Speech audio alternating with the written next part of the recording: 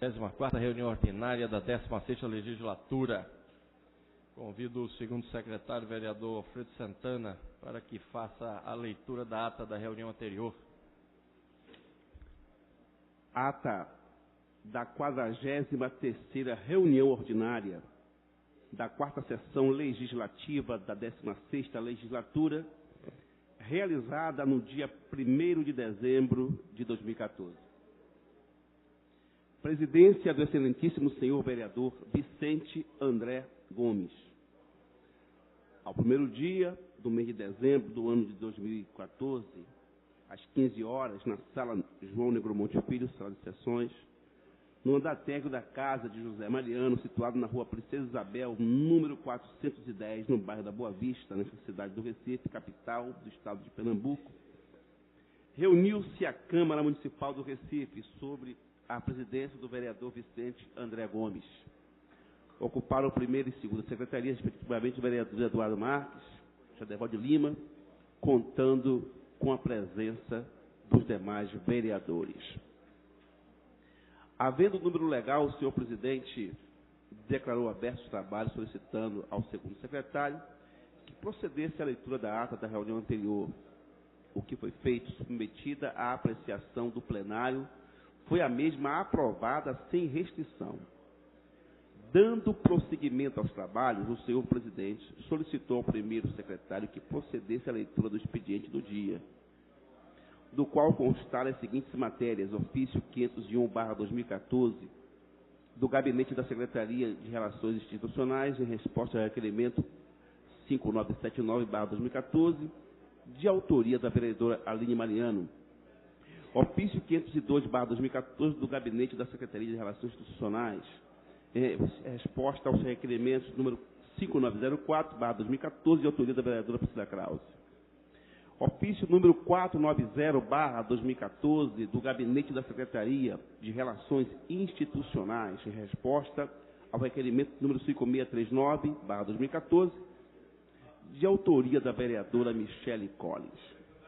Ofício número 505/2014, de autoria da vereadora Michele Collins. Ofício número 505/2014, do Gabinete da Secretaria de Relações Institucionais. Requerimento número 5985/2014, de autoria da vereadora Aline Mariano. Requerimento de autoria da vereadora Michele Collins, 5614 e 6517/2014, de autoria do vereador Josemir Simões da Silva. 6518/2014, de autoria do vereador Henrique Leite.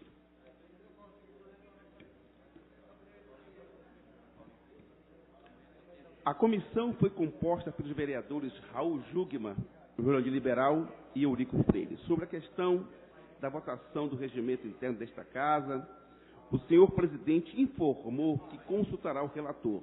E sobre a eleição da mesa, o senhor presidente informou que se realizará na primeira quinzena de dezembro do corrente ano. Em seguida, fez uso da palavra pela ordem do vereador Ayrton Luna. O senhor presidente registrou a presença do filho da vereadora Isabela de Roldão. O seguinte orador da ocupar a tribuna, o vereador Mir Fernando, veio falar da centralização dos plantões nas delegacias do Recife em finais de semana.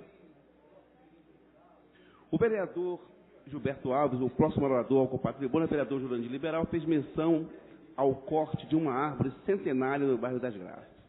Também tratou sobre a questão dos técnicos e auxiliares de enfermagem. Dando ali prosseguimento, o senhor presidente submeteu ao plenário a pauta do prolongamento do expediente, do qual constaram as seguintes matérias: discussão única do requerimento 6469/2014, de autoria da vereadora Isabela de Roldão, formulando o voto de aplauso para Rafa Matos, artista da arte urbana, por manifestar amor e revelar a arte através do lixo. Foi aprovado. Discussão única do requerimento 6409/2014, de autoria do vereador Ayrton Luna, dirigindo indicação ao senhor presidente da LURB no sentido de determinar um serviço de podar e rebaixar as copas das árvores na rua Engenheiro José Brandão Cavalcante, em frente ao número 1012, no bairro da Imbiribeira. Foi aprovado.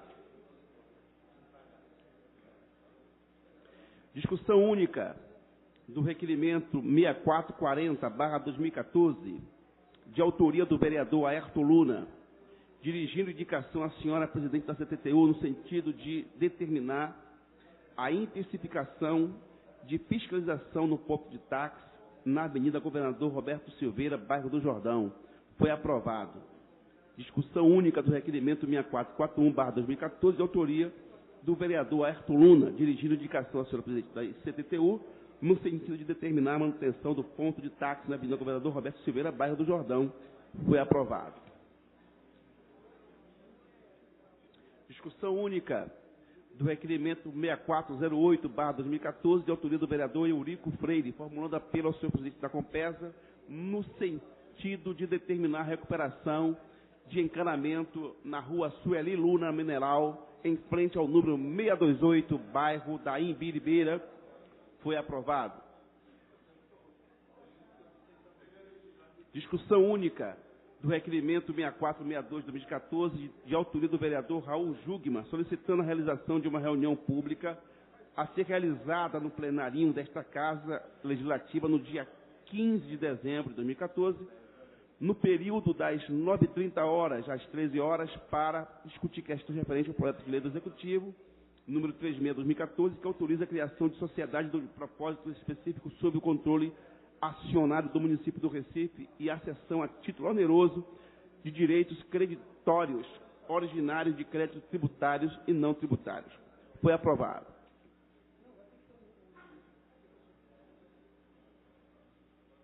Discussão única do requerimento 6485/2014, de autoria do vereador Alfredo Santana, dirigindo indicação ao senhor presidente da Inlurb, no sentido de determinar a numeração do poste e a troca de lâmpada do poste na rua Flores do Oriente, número 64, bairro do Jordão. Foi aprovado.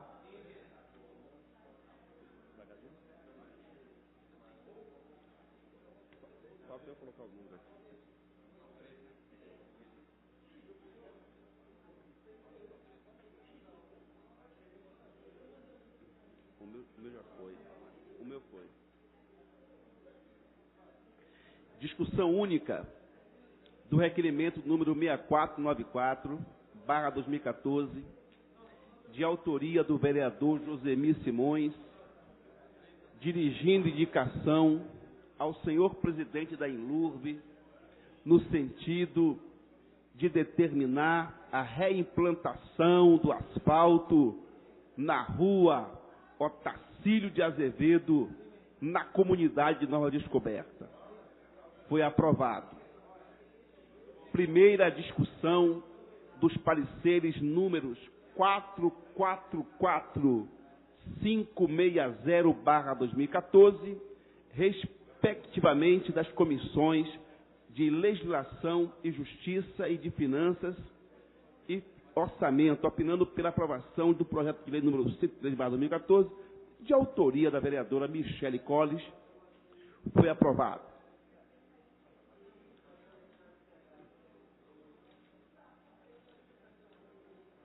Nada mais havendo a tratar, o senhor presidente convocou a casa para se reunir amanhã, 2 de dezembro de 2014, no local de costume, e declarou encerrada a presente reunião, da qual foi lavrada a presente ata, que depois de lida e aprovada, vai assinada por quem de direito. Senhor presidente, foi feita a leitura da ata. Feita a leitura da ata, coloca a ata em discussão. Encerrada a discussão, votação aprovada. Solicita ao vereador Jadeval de Lima que faça a leitura do expediente do dia. Leitura do expediente. Projeto de Decreto Legislativo número 37/2014, de autoria do vereador Antônio Luiz Neto. Feita a leitura do expediente do dia, passo a chamar os senhores vereadores inscritos no pequeno expediente. Convido a primeira vereadora inscrita, vereadora Aimee Carvalho.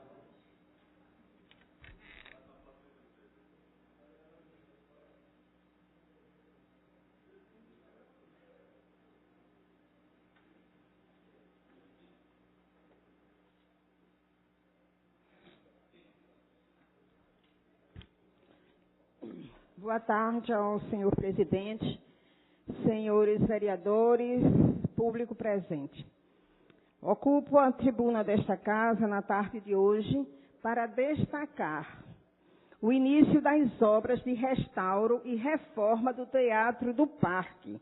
Estava presente quando o prefeito Geraldo Júlio assinou a ordem de serviço nesta terça-feira, dia 2, que devem ser concluídos no prazo de 24 meses. O Teatro do Parque é um patrimônio rico e guarda a história do Recife desde 24 de agosto de 1915. Construído pelo comerciante português, o comendador Bento Luís de Aguiar, que nele investiu 200 contos de réis. Foi inaugurado pela Companhia Portuguesa de Operetas e Revistas do Teatro Avenida de Lisboa. Protegido desde 29 de agosto de 2012 pela Lei Municipal número 16.284, de 97, através do Decreto Municipal número 26.610, que concedeu ao seu complexo arquitetônico o título de Imóvel Especial de Preservação. As obras de restauro e reforma com ampliação de área do teatro inclui a recuperação e restauro do edifício, a implantação de novo projeto paisagístico, a substituição da coberta e o redimensionamento e a substituição das calhas. A proposta vai solucionar transtornos crônicos causados principalmente pela insuficiência do sistema de drenagem. O processo licitatório realizado pela Fundação da Cultura Cidade do Recife contou com o estudo prévio do Centro de Estudos Avançados da Conservação Integrada, que gerou o plano de gestão da conservação do Teatro do Parque. Todos estão empenhados em soluções eficientes para evitar novos fechamentos. A intervenção do Teatro do Parque, espaço cultural do centro do Recife, contempla a restauração de adornos, bens móveis e pinturas decorativas, novo tratamento acústico, sistema de áudio e vídeo para o cinema, recuperação do sistema de climatização, instalação de rede de telefonia e internet e acessibilidade. Portanto, o esforço da gestão do prefeito Geraldo Júlio é garantir que a execução dos serviços sejam realizados sem interrupções, com soluções que auxiliem o desenvolvimento dos trabalhos. Mais uma vez, parabéns ao prefeito por mais uma obra a se tornar realidade. A todos os que fazem o gabinete de projetos especiais, a Secretaria de Cultura e a Fundação de Cultura Cidade do Recife. Em breve, senhores vereadores, veremos ressuscitar de forma linda e admirável o Teatro do Parque, que se situa no coração do Recife.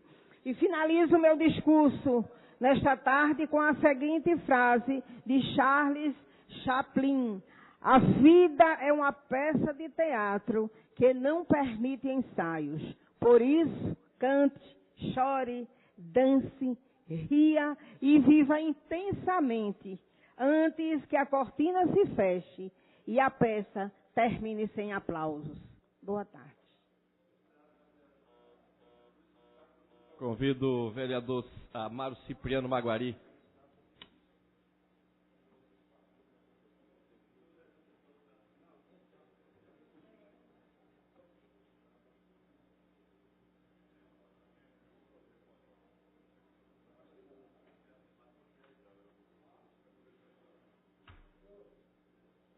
Senhor presidente, senhoras vereadoras, senhores vereadores, ocupo a tribuna nesta tarde para me referenciar ao dia do samba, dia dos sambistas brasileiros, pernambucanos de todo o Brasil, destacar alguns sambistas de renome em todo o Brasil e também falar dos sambistas pernambucanos. Inclusive, nós temos aqui na casa 2 sambistas amigos, gosta de uma roda de samba, fazer uma animação. E a gente vai citar alguns nomes aqui dos sambistas que vêm brilhando nesse Brasil. Inclusive, nós temos também a grande exibição de um sambista que já se foi, mas deixou sua grande marca. Entre eles, o sambista Bezerra da Silva. Bezerra da Silva, pernambucano, recifense. Quero também mencionar os sambistas Belo X, o Hélio do Pandeiro, Gugu Tamborim, Ramos de Oliveira, todos pernambucanos. Valdir Bocão, Paulo Rogério está aqui, gosta muito do samba, animador, camarada. Né? Paulo Rogério, nosso amigo Valdo, que está aqui presente, sambista autêntico, Neném Simpatia, entre outros pernambucanos.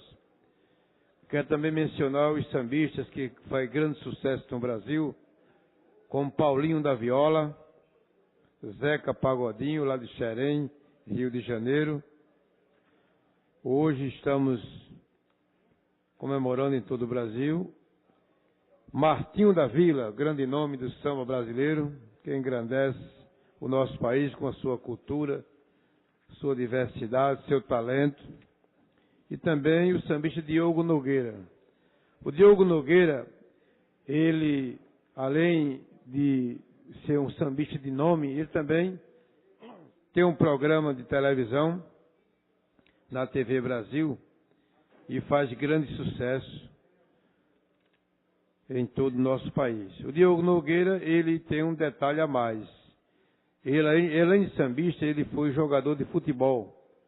Jogou no Cruzeiro do Rio Grande do Sul e, por uma lesão que sofreu naquela época, ficou afastado dos campos de futebol e foi aí que foi descoberto seu grande talento também no samba brasileiro. Diogo Nogueira, além de fazer shows pelo Brasil inteiro, ele ainda comanda um programa de televisão, Samba na Gamboa, transmitido pela TV Brasil, e recebe sambis de todo o Brasil.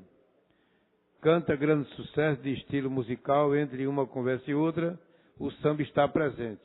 Tem um programa de grande audiência e também dá oportunidade àqueles sambistas que estão começando na grande euforia do samba brasileiro.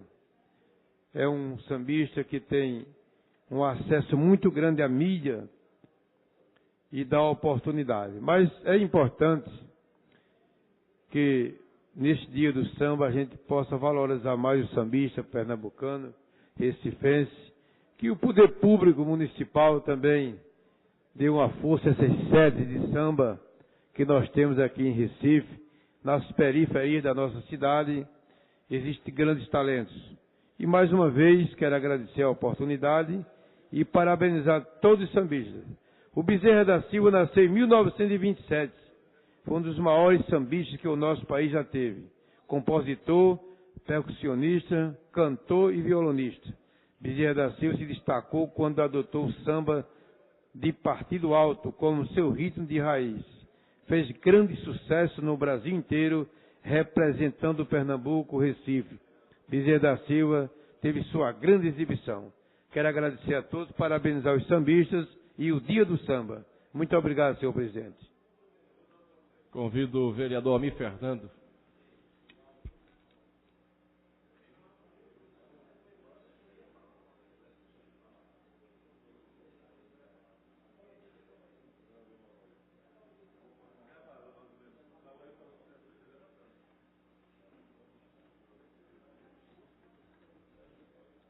Senhor presidente, senhoras vereadoras, senhores vereadores, a todos e todas presentes hoje nessa sessão plenária. Senhor presidente, antes, no passado, para a gente poder se comunicar com outras pessoas, a gente tinha várias dificuldades. Nós não, que somos jovens, né? Mas, vereador Raul Jugman, por exemplo. Cadê ele? Tá, que não saiu no momento. Voltou? Teria dificuldade para se comunicar com outras pessoas. É só para descontrair, né? Porque no passado a gente teve que ter o telégrafo para poder se comunicar, posteriormente o telefone, né? Para poder ter essa comunicação, mas com alguma dificuldade. Hoje nós chegamos na era da internet, E aí a facilidade melhorou, a gente tem facilidade de se comunicar com outras pessoas, dentro do próprio Estado, de outros estados e até de outros países, para a gente poder se comunicar. Existe essa facilidade através da internet, do meio de comunicação, se facilitou isso. E a Prefeitura do Recife, para melhorar ainda mais essa situação, senhor presidente, e secretário também, vereador Jadeval de Lima, lançou, quarta-feira passada, que eu não poderia deixar daqui de destacar, já que estou tendo a oportunidade hoje, que lançou o Conecta Recife, e as pessoas vão ter essa facilidade de poder se conectar, de se comunicar com outras pessoas através do Conecta Recife, nas praças, nos mercados, nos parques. E, senhor presidente, isso para mim foi uma notícia que me trouxe muita alegria. Por quê? Porque além do cidadão poder ter essa facilidade, do turista que vem até o Recife também poder ter essa facilidade quando estiver visitando a nossa capital, eu tinha lançado, tinha colocado como proposta, através de um projeto de lei, um projeto autorizativo, vereador Eurico Freire, que infelizmente não teve a aprovação desta casa, por ser autorizativo, mas que o prefeito, com esse lançamento desse projeto Conecta, atende a nossa expectativa e ao nosso projeto, que a gente tinha um projeto de lei autorizando o Poder Executivo a ter a conexão, o Wi-Fi nas praças, nos parques da nossa capital, para facilitar a comunicação dessas pessoas, das pessoas, do cidadão, do turista que estivesse visitando a nossa capital. Então, a gente se sente contemplado com essa ação da Prefeitura, através do prefeito Geraldo Júlio, que estava também dentro do seu programa de governo. É mais uma ação que está sendo atendida através desse programa. E esse programa, senhor presidente, tem um investimento de mais de 10 milhões e 500 mil reais, e é uma parceria entre as secretarias, entre a Secretaria de Turismo e Lazer e a Empresa Municipal de Informática, a Emprel, e vai atender diversos bairros. São 74 pontos de acesso gratuito na nossa capital, e aí vai facilitar esse tipo esse acesso das pessoas que poderão utilizar isso a partir de abril do próximo ano, e poderão se cadastrar no portal conecta.recife.pe.gov.br para poder se cadastrar, e no Conecta Recife você vai poder se conectar e ter a conexão ali instantânea através do smartphone, do telefone, do computador, do notebook, nesses locais. Alguns eu poderia aqui mencionar para Vossas Excelências, como o próprio 13 de maio aqui do lado, aqui, terão 4 pontos de zonas de Wi-Fi, a Praça da República, a Praça da Cultura, com 3 zonas de Wi-Fi, a Praça do Derby, o Parque da Jaqueira, um local onde a gente sempre está presente, com o Sítio da Trindade, o Mercado de Casa Amarela. Então, enfim, terão tanto os cidadãos como as cidadãs, como os turistas, terão a oportunidade de fazer essa conexão, de estar conectado com o mundo através do Wi-Fi que a Prefeitura está abrindo para todo o Recife, em alguns pontos. E brevemente todo o Recife estará com os pontos de Wi-Fi para que possamos ter facilidade de se conectar com o nosso município, com o Estado e com o mundo. Muito obrigado, senhor presidente. Convido o vereador Raul Jugman.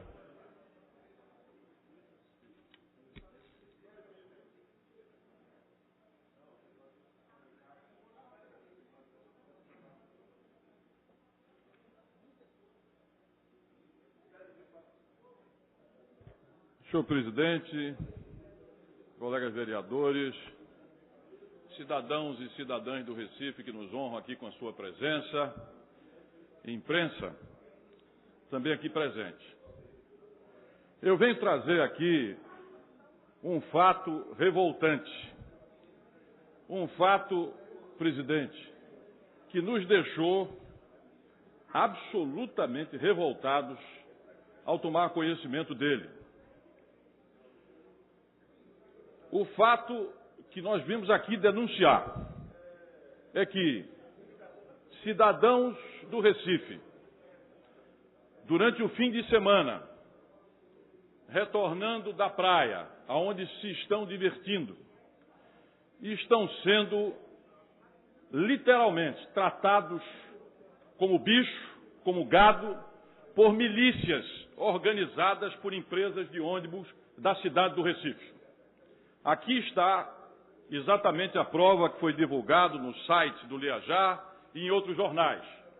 É um absurdo, é inaceitável, é inconstitucional, é um flagrante desrespeito aos direitos humanos que vigilantes privados de empresas de ônibus, portando cacetete e paus, venham a bater em cidadãos da cidade do Recife que estão voltando do seu lazer.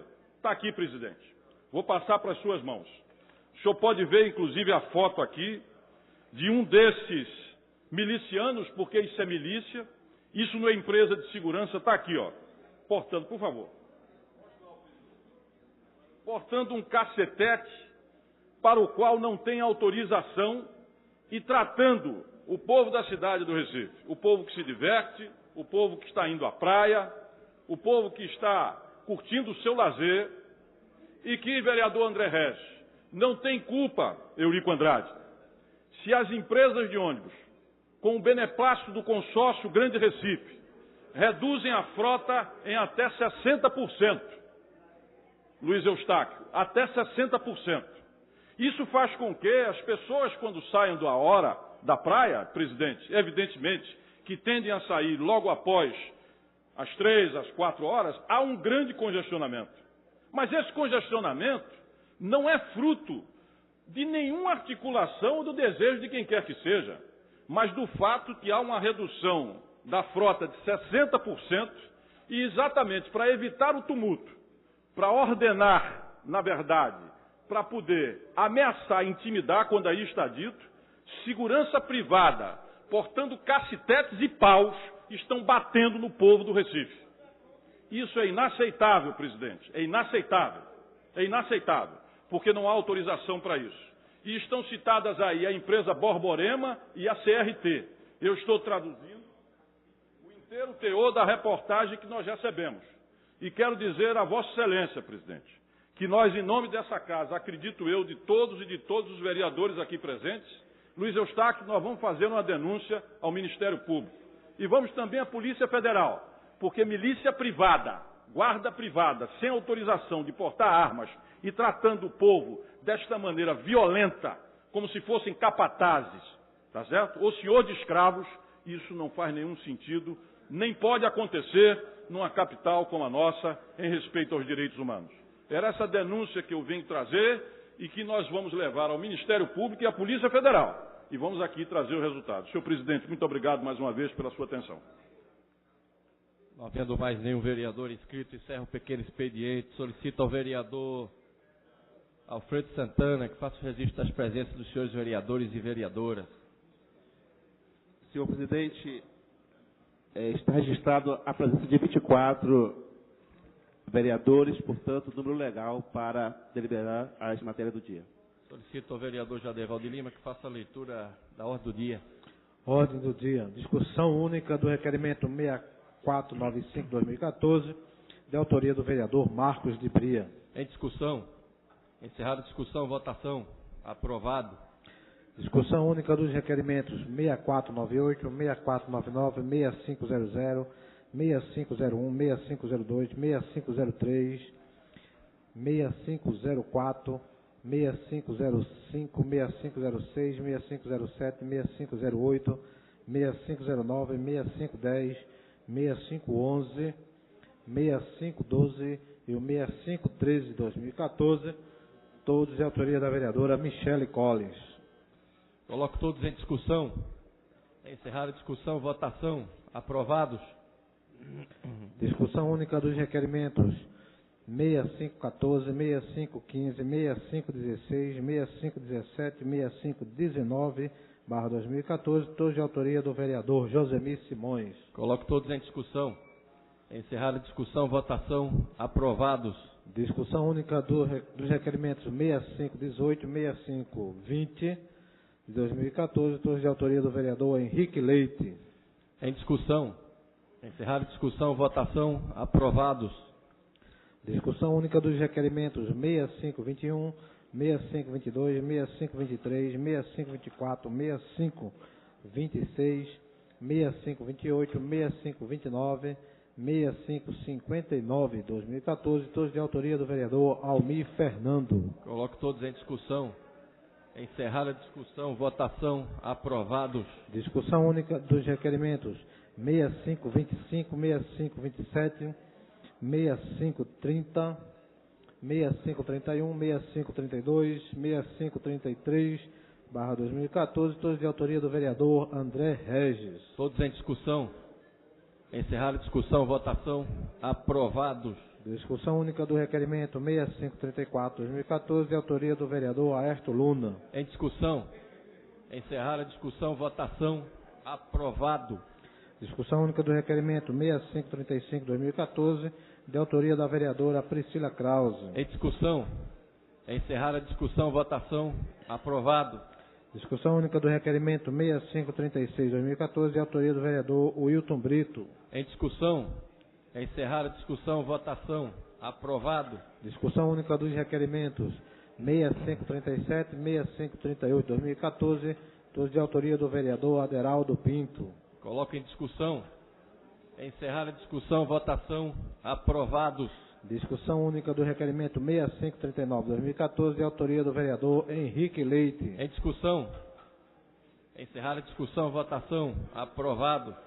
Discussão única dos requerimentos 6540, 6541, 6542, 6543, 6544, 6545, 6546, 6547, 6548, 6549, 6550, 6551, 6552, 6553, 6554, 6555, 6556, 6557, /2014, todos de autoria da vereadora Aline Mariano.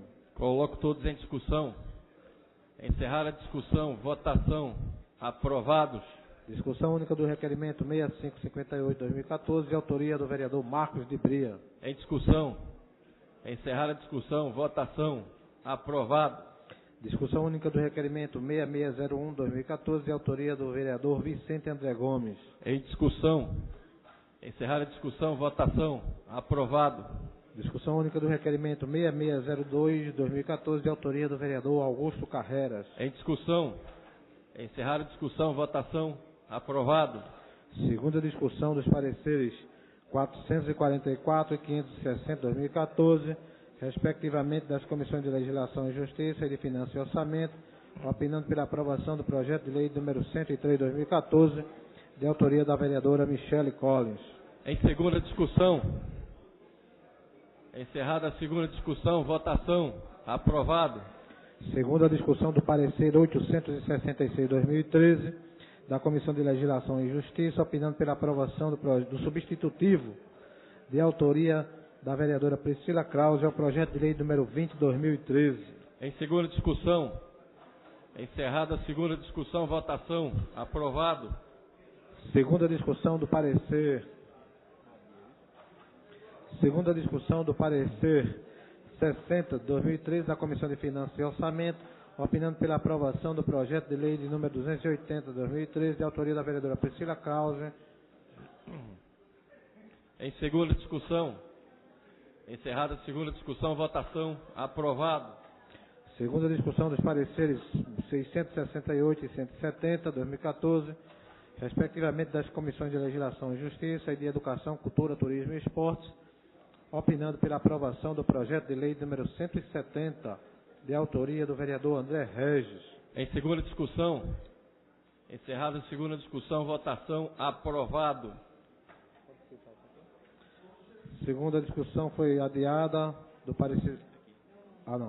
Segunda discussão do parecer 59, 2013, da Comissão de Finanças e Orçamento, opinando pela aprovação do projeto de lei número 72, 2012, de autoria da vereadora Aline Mariano. Em segunda discussão.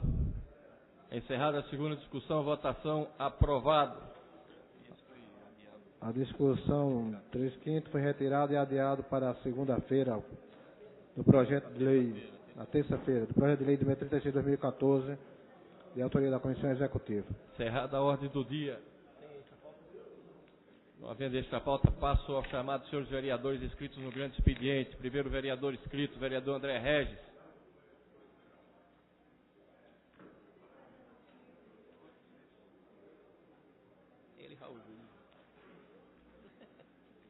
Raul.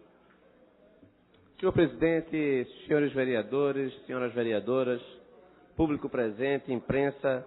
Presidente, o motivo da minha vinda a esta tribuna diz respeito a uma provocação que Vossa Excelência me fez há alguns dias, numa conversa que nós tivemos aqui mesmo, neste plenário. Vossa Excelência me indagava sobre o retorno à pauta de discussões da reforma política. Será que a reforma política ela será capaz de restaurar no Brasil uma política que seja baseada em critérios melhores do que os atuais? Será que o sistema ele garantirá melhor governabilidade e maior democracia se ele for reformado? São questões importantes porque nós teremos que travar novamente essa discussão acerca da reforma política, vereador Almir Fernando. Esse tema, ele é recorrente, é um tema permanente, mas fazendo as minhas reflexões, eu cheguei à conclusão, vereador Heriberto Rafael, de que o senso comum indica que nós precisamos fazer a reforma política para melhorar o sistema político brasileiro. Não obstante, se há uma coisa que nós estamos fazendo constantemente, incessantemente, desde 1988, é a reforma política. São reformas políticas. O sistema político brasileiro, ele não é mais aquele que foi concebido em 1988. E aqui eu vou trazer algumas evidências do que mudou. Em 1988, quando nós promulgamos a atual Constituição, nós tínhamos um mandato presidencial de 5 anos.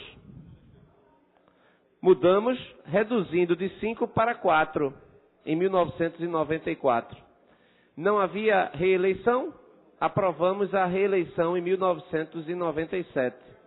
Não havia coincidência das eleições presidenciais com a de governador e a de deputados. Senhor presidente, eu gostaria de pedir maior silêncio da plateia, que eu estou com certa dificuldade de me concentrar nos argumentos.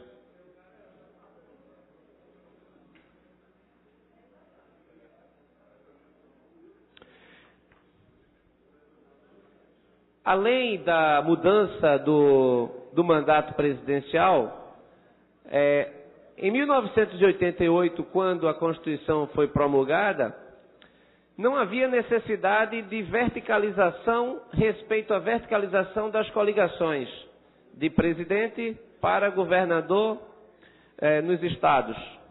Houve uma reforma e adotamos a verticalização compulsória. Depois mudamos de novo, acabando com a verticalização compulsória. Nós tínhamos, no Brasil, em 1988, a figura da candidatura nata. Acabamos com a figura da candidatura nata. Nós tínhamos também no nosso sistema um federalismo estruturado na forte presença dos governadores no Congresso Nacional. Era a época dos chamados barões da federação. Também houve uma redução do papel relativo dos governadores ante as reformas federativas de natureza política que resultaram em perdas de ativos políticos dos governadores, como seus bancos e também as suas empresas estatais. Era proibido no Brasil se fazer campanha pela internet. Depois passou a ser permitido somente no site do candidato, que pouca gente acessava. Depois houve a liberdade de se fazer campanha na internet, proibindo apenas que seja propaganda paga. Foi proibido a figura dos brindes, Inclusive, havia-se o entendimento de que todas as mazelas na política brasileira eram por causa dos brindes que os candidatos davam, como camisas, chaveiros, porta-títulos.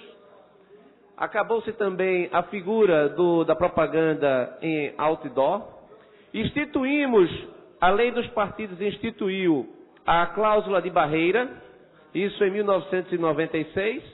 O sistema se preparou para adotá-la. Em 2006, houve a campanha presidencial e a campanha para deputados, onde os partidos foram sabendo que haveria a cláusula de barreira. Inclusive, eu recordo aqui a propaganda do PV, que era a propaganda de que vote no PV, porque se nós não tivermos 5% dos votos válidos para a Câmara dos Deputados, nós não teremos a representação. Posteriormente, o Supremo Tribunal Federal considerou inconstitucional a reforma. Eu estou aqui elencando uma série de reformas que foram implementadas ao longo dos últimos anos. Não há, portanto, base na realidade a ideia de que no Brasil o que nós precisamos para melhorar o sistema é de uma reforma política. Não será a introdução de um novo modelo, pela via da lei, que irá fazer com que o sistema venha a funcionar bem. Eu, particularmente, senhor presidente, eu cheguei à conclusão de que a reforma política passou a ser o grande bode expiatório. Para todas as mazelas do Brasil, quando nós fizermos a reforma política, nós iremos resolver. Se a coisa não vai bem, reforma política. Inclusive, eu sou cético em relação a esta ideia, porque as principais mazelas estão no Executivo. É o Executivo que está patrocinando tudo que a gente está observando. É o Executivo que está dilapidando um patrimônio nacional como a Petrobras, em decorrência de propósitos políticos eleitorais. Não é o Legislativo. E a reforma política que se quer implementar sempre é apenas no que se refere ao sistema legislativo. Eu também não sou contra reformar. Eu apenas sou contra reformar por reformar, acreditando que isso irá resultar numa transformação da sociedade brasileira. Não há como nós termos um sistema político perfeito, porque ele não existe em lugar algum. O que garante que um sistema funcione bem é a cultura cívica. O que faz com que um sistema funcione bem é a educação do cidadão de saber discutir, de saber votar. É a força da sociedade que impulsiona os partidos políticos. Então, se nós vivemos uma crise de decência patrocinada pelo governo, e o governo ganha a eleição, a presidente Dilma, com tudo que nós descobrimos, ela ganha e disputa a eleição, é como se o crime compensasse. É como se você, utilizando todos os instrumentos que estão aí, de utilização de uma máquina gigantesca, como por exemplo a Petrobras, fizesse com que o sistema ele não funcionasse dentro de uma lógica democrática que é de paridade de armas. Quem está na oposição deveria ter paridade de armas na disputa, mas isso lamentavelmente não existe. Não acredito, portanto, que se houver mudança na lei, o sistema necessariamente irá mudar. Por um motivo muito simples. A lei hoje não permite, por exemplo, que se use uma estatal para o propósito de impulsionamento das candidaturas dos partidos que fazem parte da base do governo. A lei proíbe. Se a lei proíbe hoje e eu mudo a lei simplesmente porque quem não cumpre a lei hoje diz que se ela for mudar, irá passar a cumprir, eu vou acreditar baseado em quê? Existem propostas que são propostas que eu também acredito que dificilmente resultarão em êxito, porque pode vir já acompanhada da sua própria desmoralização. Como, por exemplo, há uma discussão muito forte no sentido do financiamento de campanha. O financiamento deve ser público, deve ser privado, deve ser misto, porque hoje ele é misto. Hoje tanto há recursos públicos do fundo partidário, quando, por exemplo, há o tempo de rádio, tempo de televisão, que os partidos utilizam, assim como os recursos do fundo partidário, isso é público, é dinheiro do contribuinte. Existem propostas de fazer com que o fundo, aliás, que o financiamento de campanha seja exclusivamente público, como, por exemplo, proposta encaminhada e defendida por alguns partidos, entre eles o Partido dos Trabalhadores. Se for financiamento público, a lei proibir, isso significa que a lei vai ser respeitada? Esses milhões de dólares que estão circulando na Suíça, eles não servirão para pagar dívidas de campanha sem sequer circular pelo Brasil? Então, seria ingenuidade acreditar que, simplesmente vedando pela lei, o sistema ele fosse purificado. O sistema não será purificado porque não existe sistema puro. Mas o sistema ele pode funcionar bem ou mal de acordo com o seu desenho, mas essencialmente de acordo com a cultura cívica, com o capital social, com a formação do cidadão. Um cidadão qualificado para o debate, ele é fundamental para a democracia. Os alemães aprenderam muito, e aprenderam no sofrimento, de que não existe democracia sem democratas. Mas a formação de um democrata pressupõe a educação de base, pressupõe que o cidadão seja livre, livre para votar, livre para debater. Esse cidadão, ele sendo livre para votar, livre para debater, e não precisando de nenhuma ajuda de ninguém, não precisando de nenhum programa de assistência, porque vive do seu próprio trabalho, ele é um ator importante para que as instituições funcionem corretamente. Então, um choque de decência é o que nós precisamos para fazer com que o sistema funcione bem. Porque esse sistema que está sendo atacado é o mesmo sistema que elegeu Ulisses Guimarães.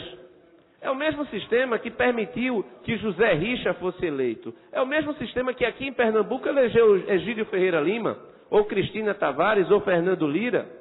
É o mesmo sistema que elegeu Mário Covas para o Congresso Nacional, que elegeu Fernando Henrique Cardoso para o Congresso Nacional, que elegeu Lula para o Congresso Nacional em 1986. Este sistema, ele possibilitou que nós colocássemos no Congresso Nacional importantes atores da política, os grandes nomes da política nacional. Então, não é o sistema proporcional em lista aberta que nós adotamos, embora eu não o defenda, o responsável pelas mazelas da política brasileira na atualidade.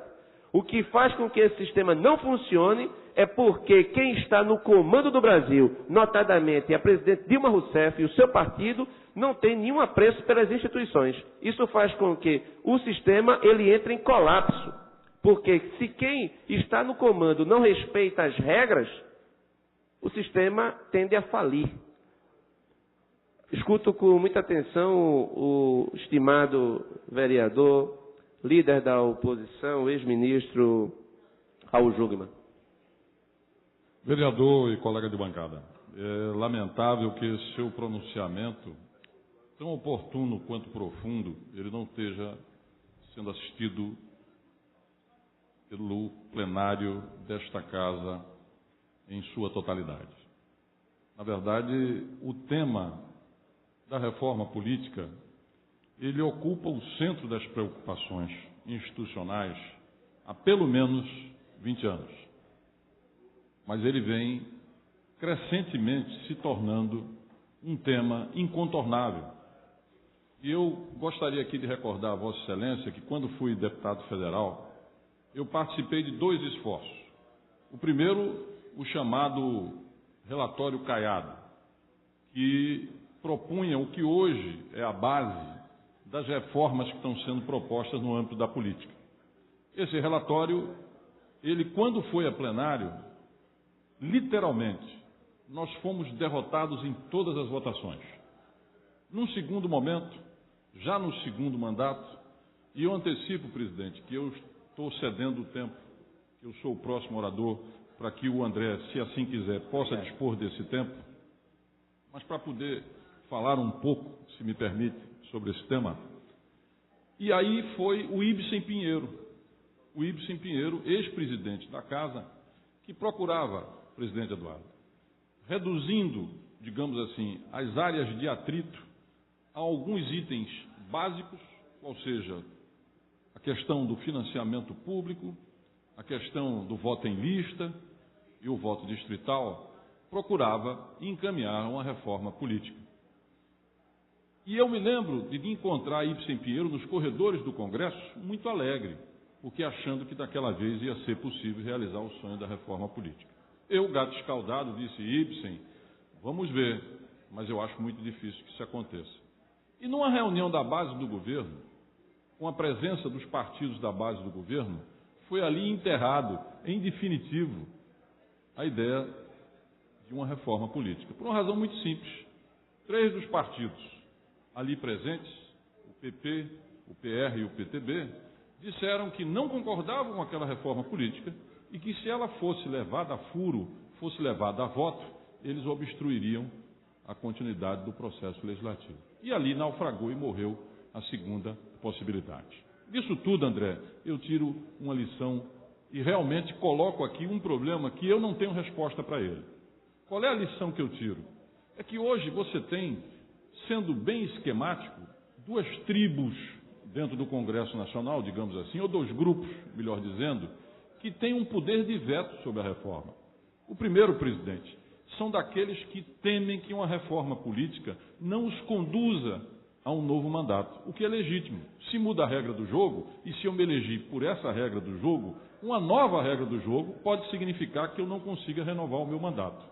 Isto é um grande grupo que aí, de fato, tem uma forte capacidade de vetar o andamento de uma reforma. Um segundo grupo é daqueles que têm, infelizmente, a política como business, a política como negócio, e que tem as suas bancadas, porque hoje no Congresso Nacional existem lideranças que têm bancada própria. Por exemplo, Eduardo Cunha, candidato a presidente da Câmara Federal. Outro dia tinha uma reportagem que ele tinha um grupo de 50 parlamentares, que não são só do PMDB, que seguiam a sua liderança, como se ele próprio fosse um partido que tivesse 50 votos lá dentro. Isso existe também em nome de outras lideranças lá. Essas lideranças teriam o seu poder relativizado ou perderiam o seu poder. Inclusive, infelizmente, uma parte dessas lideranças de fazer negócio e de pressionar o próprio governo. A junção dessas 2 tribos ou desses 2 grupos tem um poder de veto e de bloqueio que, infelizmente, e aí eu vou chegar ao final do meu pronunciamento e colocar aqui o dilema que eu sempre vi quando estive lá.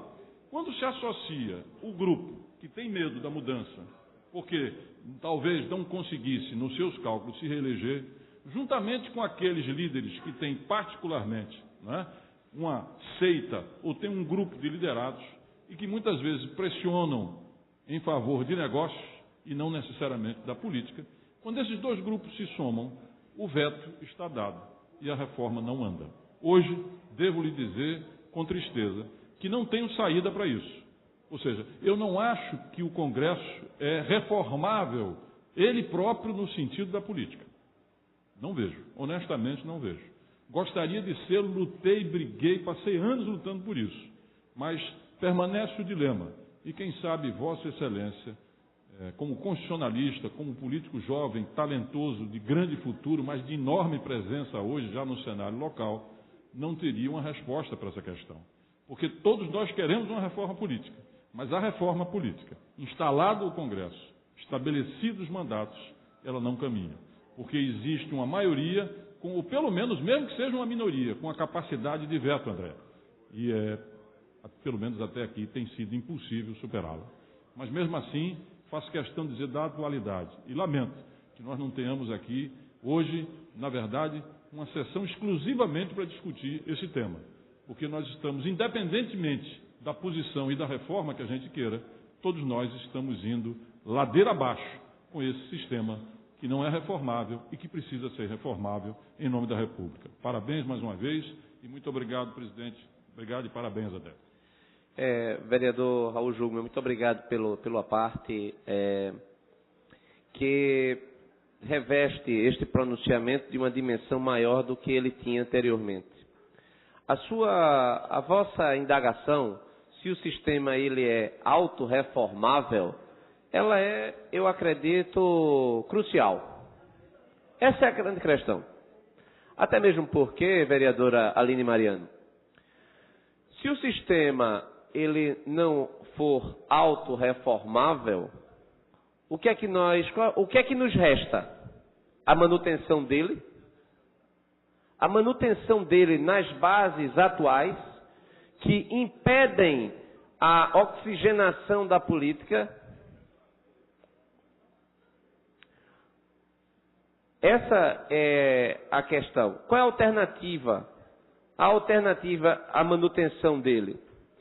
A presidente Dilma Rousseff veio com uma alternativa em 2003 que foi considerada perigosa. E existem movimentos nas ruas, e inclusive patrocinado por associações vinculadas ao governo, tentando propagar a ideia de constituinte exclusiva.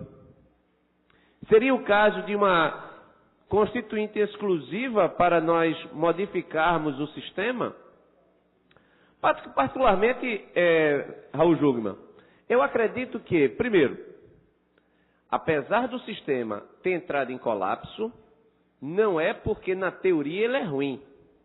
Na teoria ele é bom. Ele garante proporcionalidade de acordo com o número de votos que cada partido recebeu. Sendo que ele não foi concebido para que nós tenhamos 35 partidos. Então, se houve uma reforma política às avessas no Brasil, foi a exacerbação do número de partidos. A cada dia, partidos são criados como negócio. Então, é preciso que se coloque um freio nisso. E Vossa Excelência recorda bem que o Congresso Nacional aprovou um freio quando foi adotada a cláusula de barreira. A cláusula de barreira não apenas foi aprovada, como os partidos foram para as ruas com a certeza de que ela iria ser aplicada. O vosso partido estava em processo de fusão com o PV. Chegou a se fundir, PV e PPS. Haveria um enxugamento. E aí, de acordo com o julgamento de uma ação direta de inconstitucionalidade, caso falhe-me a memória, vereador Raul Jungmann, de autoria do deputado Miro Teixeira, eu acredito que o PDT, representado pelo seu presidente Miro Teixeira, o questionamento ao Supremo, e o Supremo, interpretando, na minha concepção, equivocadamente a Constituição, considerou a cláusula de barreira como sendo inconstitucional. Não porque ela não possa ser adotada, mas porque ela foi aprovada em lei, quando o veículo para a mudança deveria ter sido a emenda à Constituição. Então, o sistema atual, ele pode reduzir o seu grau de mau funcionamento apenas pela adoção de uma cláusula de desempenho, como foi aprovado em 1996 e não foi adotado. Isso iria fazer com que houvesse a diminuição do número de partidos no Brasil. Vossa Excelência, que está ao lado da Aline Mariano, vereadora Aline Mariano, do PSDB, nós, numa bancada aqui de 39 vereadores, o maior partido de oposição, o segundo maior partido de preferência nacional, e que eu acredito que aumentou recentemente com essa eleição de Aécio Neves o seu grau de apoiamento na sociedade, tem 2 representantes de 39. Quanto maior for a agremiação, mais difícil ela tem de fazer vereadores. E esse grau de fragmentação está chegando agora à Assembleia Legislativa e já ao Congresso Nacional. A cada ano, o Congresso Nacional fica mais fragmentado. Isso causa impacto. Mas se nós tivéssemos uma cláusula de desempenho, os partidos iriam ser diminuídos, o número de partidos iria ser reduzido. Isso já implicaria numa redução dos nossos problemas no que se refere à governabilidade. Afinal, repito, Quando esse sistema foi criado e ele funcionou melhor, nós tínhamos no Brasil 12 de partidos. Hoje nós temos 3 dúzias de partidos. Então, o sistema não comporta tal alargamento. O nosso sistema, vereador Raul Jungmann, ele é interessante porque ele é único no mundo. Ele é bipartidário para o cargo de presidente da República e ele é multifragmentado, pluripartidário no plano dos partidos para o legislativo. Isso não tem como funcionar. O governo, ele tem uma dificuldade enorme de formar a maioria. E na ausência de um programa, na ausência de uma meta, na ausência de compromissos com os princípios que regem a administração pública, que regem a decência na política, o governo se entrega a um jogo que só faz a cada dia nos levar a este mar de lamas que nós estamos vivendo. Esse aqui é o ponto. Então, se o governo patrocina a dilapidação de um patrimônio, como por exemplo a Petrobras, quanto é que nós já perdemos? Quanto é que o contribuinte já não perdeu em decorrência do mau uso da Petrobras para fazer apenas o atendimento aos partidos que fazem a base do governo?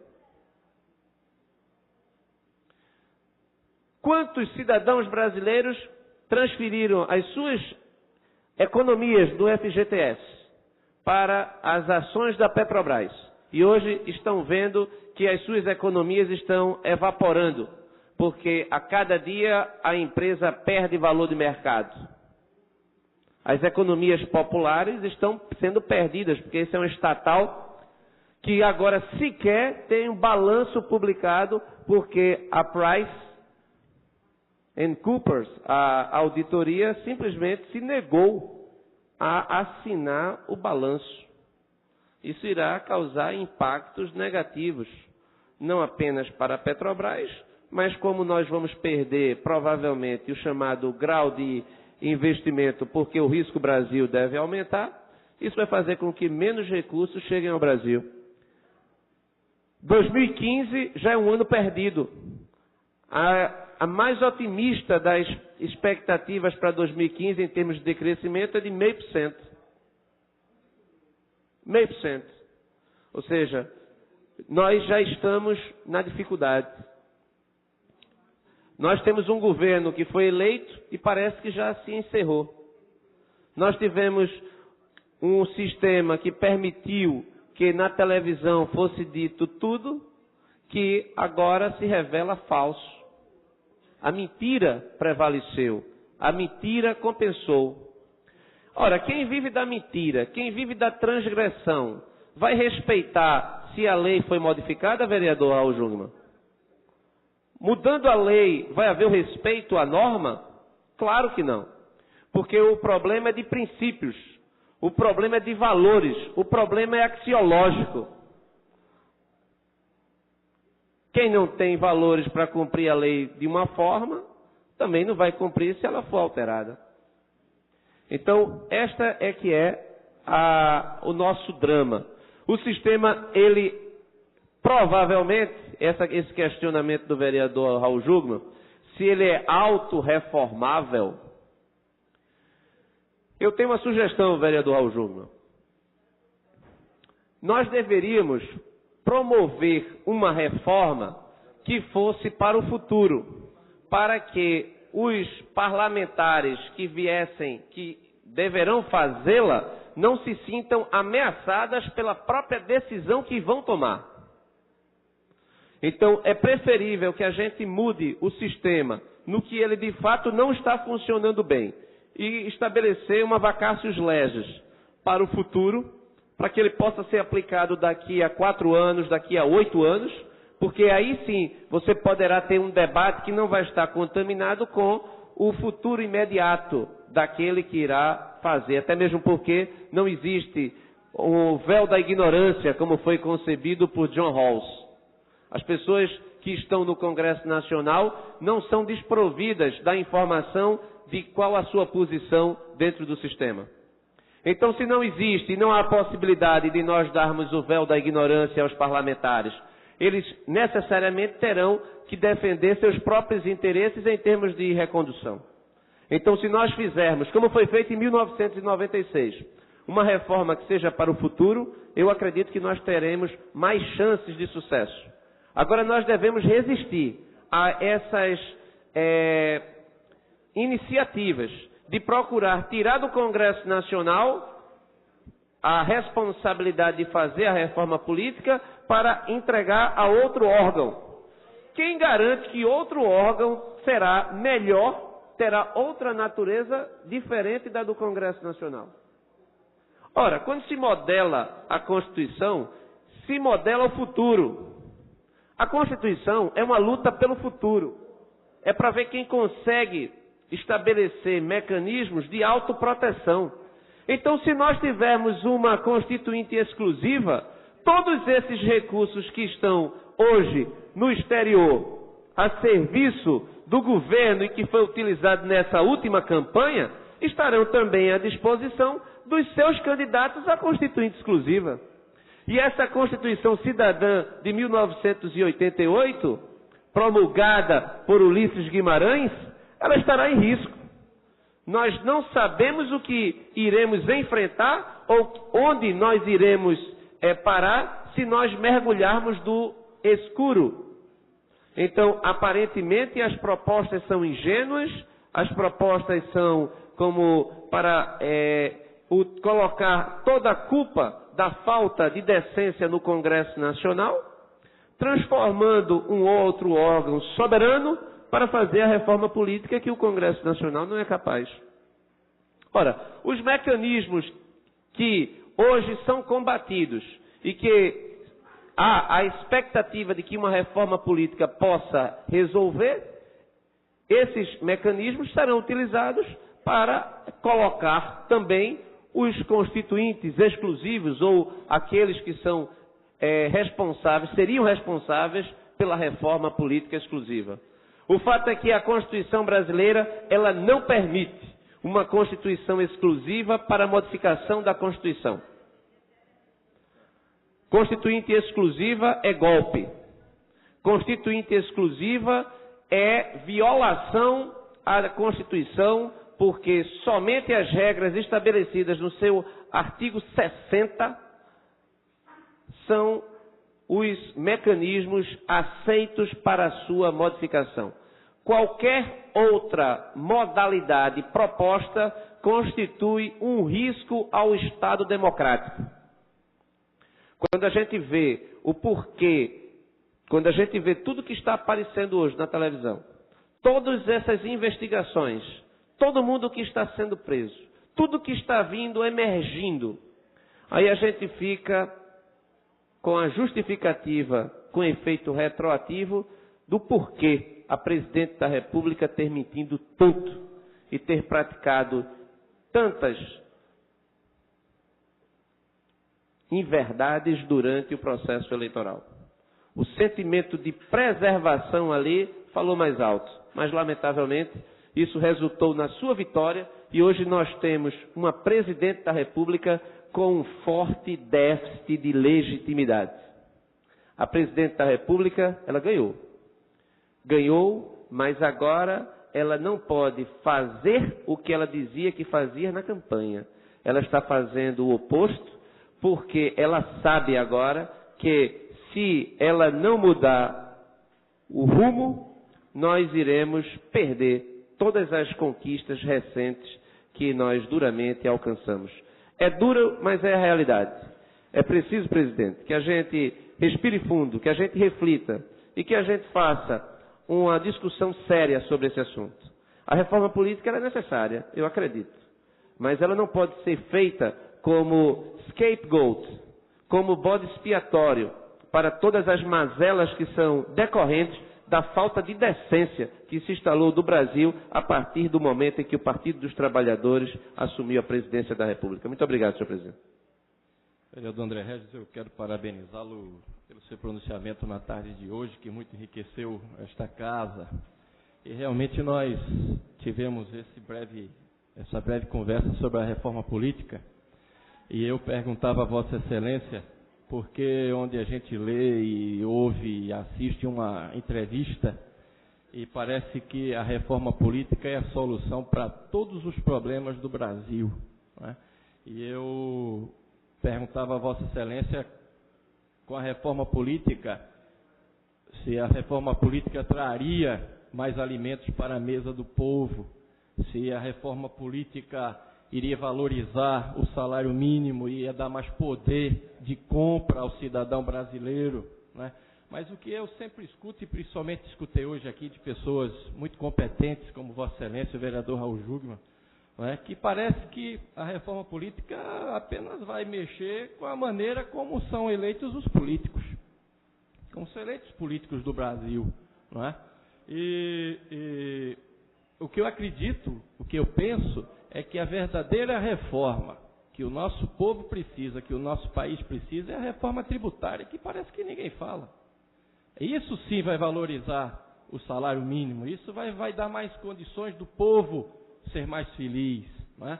Porque eu concordo com Vossa Excelência em tudo que Vossa Excelência disse hoje aqui, hoje à tarde, e também com o vereador Raul Jugman, não é? Mas eu acredito que a reforma que deveria ser discutida, debatida, cobrada, exigida, acredito que seria a reforma tributária, tá certo? E concordo com Vossa Excelência que parece que a reforma política é como se fosse um bode expiatório para não sei como, não entendo, não sei, esconder alguma coisa que talvez hoje tenha por aí, não é? Então eu quero parabenizar Vossa Excelência e continuo com a minha pergunta: por que é que isso vai resolver todos os problemas do Brasil e não a reforma tributária? Muito obrigado a Vossa Excelência, parabéns a Vossa Excelência, e não havendo mais nada a tratar, encerro a presente reunião, convocando os senhores vereadores para amanhã às 16 horas para a entrega da medalha do mestre Zé Mariano ao ex-prefeito, governador, ministro, vereador, deputado Gustavo Krause, pai da vereadora Priscila Krause. Está encerrada a sessão.